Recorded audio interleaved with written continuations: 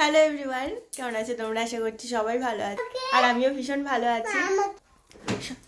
প্রথমেই তোমাদের সবাইকে ভ্যালেন্টাইন্স ডে অনেক অনেক ভালোবাসা।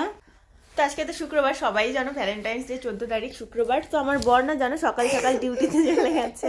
এই স্পেশাল দিনগুলোতে আরো বেশি থাকে না। তো আমার হচ্ছে সকালবেলা রান্না বান্না হয়ে গেছে, এখন বাজে 12:30। তো স্নান পুজো সবকিছু করে আমি এই যে রেডি হয়ে নিয়েছি, ছোটকেও স্নান টান করে রেডি করে দিয়েছি। এখন আমরা যাচ্ছি স্কুলে বাবানকে নিয়ে আসতে। ওর বাবা আস্তে আস্তে বলেছে, মানে দেরি হবে, বিকেল টিকেল হবে আর কি।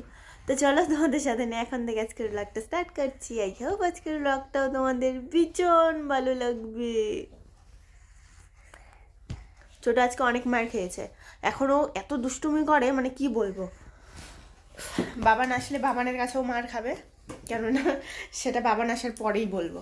তো চলো বেরোনো যাক, টাইম হয়ে গেছে, তাড়াতাড়ি পড়ো।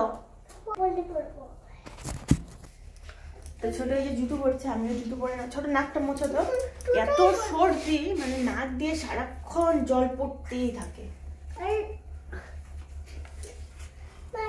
জল ঘাটে যখন না বলি জল ধরবি না জল ধরবি না, ওই বেসিংটাই শুধু খেলা করতে থাকে।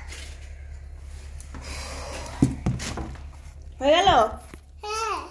এই দেখো হেডফোন নিয়ে যাবে, বললাম হেডফোন নিতে হবে না, দাদা নিয়ে গেছে, ওরও নিতে হবে এখন।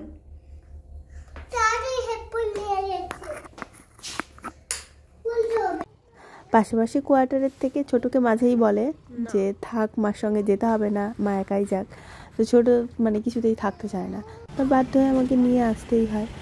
এখন মোটামুটি স্কুলের একদমই কাছে চলে এসেছি, আর এই রাস্তাটায় এত রোজের দোকান দিয়েছে, অনেক ধরনের কালারও আছে, দেখে বেশ লোভ যাচ্ছে। কিন্তু আমি ভেবেই রেখেছি এবার বরকে কিছুই দেবো না, যদি নিজে কখনো কিছু দিতে পারি সেদিনই গিফট করব।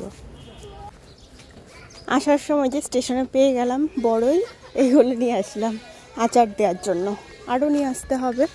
আজকে খুব একটা ভালো ছিল না।